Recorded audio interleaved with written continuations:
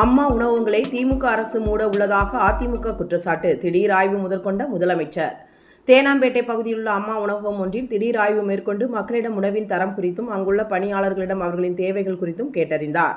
அதையொட்டி சென்னையில் உள்ள அம்மா உணவகங்களுக்கு 7 கோடி ரூபாய் மதிப்பில் புதிதாக பாத்திரங்கள் மற்றும் சமையல் கருவிகள் வாங்கவும், அம்மா உணவகங்களை புனரமைத்திட 14 கோடி ரூபாய் ஒதுக்கவும் உத்தரவு.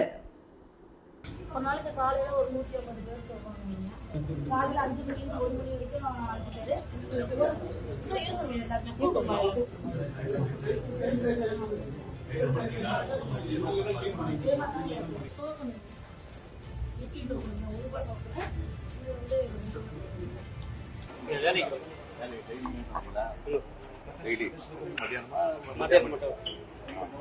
என்ன சாப்பாடு சாப்பிடுறீங்க?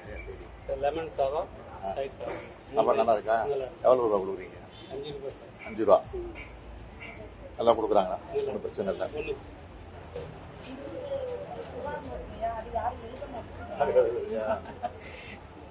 இல்லையா